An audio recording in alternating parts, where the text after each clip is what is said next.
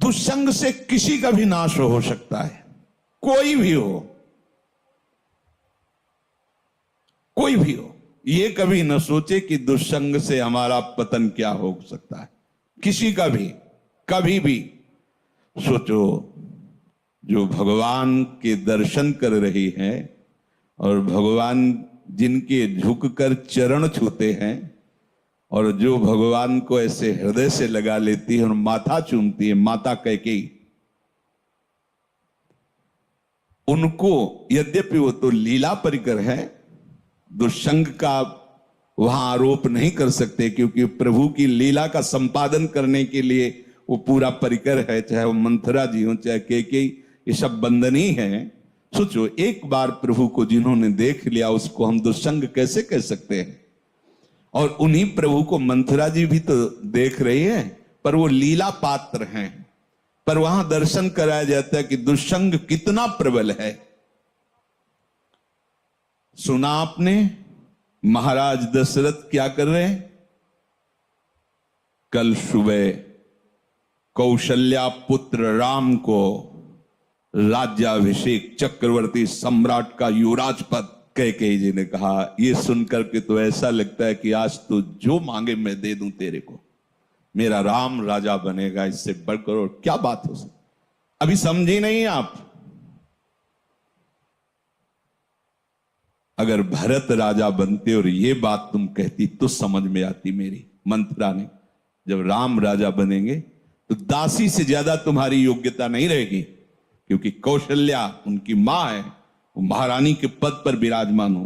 वो आपको पता है महाराज राम को कितना प्यार करते हैं, उन्हीं के संबंध से कौशल्या जी वैसे ही प्रधान हैं।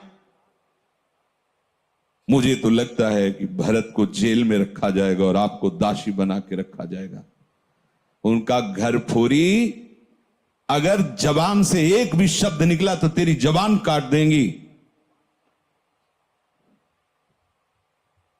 मोरे राम भरत दो आंखी, जैसे दाई और बाई आंख को भेद करके नहीं वर्णन किया जा सकता, ऐसे तुझे पता है राम और भरत मेरी दोनों आंखें, घर फोड़ी तेरी जबान काट लेंगे अगर बोली। चुप हो गए। फिर बोली, को नृप होए हमें कहानी, चेरी छोड़ी न होई बरानी। कोई भी राजा हो, मुझे क्या, वो तो मैं तुम्हारे हित की बात कहती हूं, मुझे तो दासी ही रहना है। पर ये तुम नहीं जान पा रहे हो, तुम बहुत भोली हो। उधर में जाके सब पता लगा के आए हूं, क्या षड्यंत्र रचा जा रहा है। ठीक है, तुम जबान काट लोगी, लेकिन मैं बोलने से नहीं रुकूंगी, जो हो रहा है मैं तुम्हें बताऊंगी।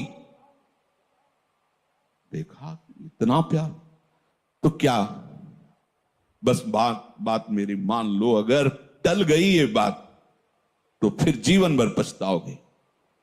सुबह राज्याभिषेक का समय है, कोप भवन में जाओ। महाराज ने वरदान देने की बात आपको कही थी, आप वरदान मांग लेना, मान लो मेरी बात। चढ़ने लगी बात और उठकर चली गई कोप भवन में। जब महाराज को पता चला, महाराज आए, तुम्हें कोप भवन में आने की क्या आवश्यकता थी? तुम तो केवल सूचना दे देती, क्या मांग है तुम्हारी? ऐसे बलवान थे महाराज दशरथ कि देवराज इंद्र सहायता के लिए बुलाते थे जब असुरों से संग्राम होता, और भगवान के पिता बनने का सौभाग्य मिला। साफ बल ऐश्वर्य संपन्न महात्मा थे महाराज दशरथ जी। और उनका केवल आप मीठी मीठी बातें करते रहते, अपने वचनों पर तो दृढ़ नहीं रहते। कैसी बात करो, रघुवंशी और अपने वचन पर दृढ़ ना होना। रघुवंशियों की आन बान शान है कि प्राण त्याग देते पर वचन नहीं त्यागते। क्या है उनका? आपने कहा था 2 वरदान, तो हंस दिए। उनका 2 क्या, 2 की जगह 4 मांग लो, क्या चाहिए तुम्हें?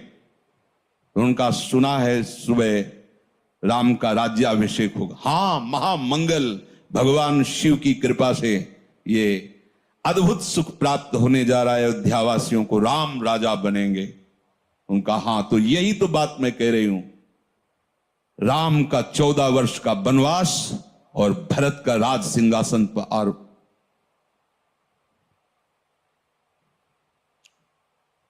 महाराज सोच भी नहीं सकते थे, ऐसी अवाक रह गए, ये क्या।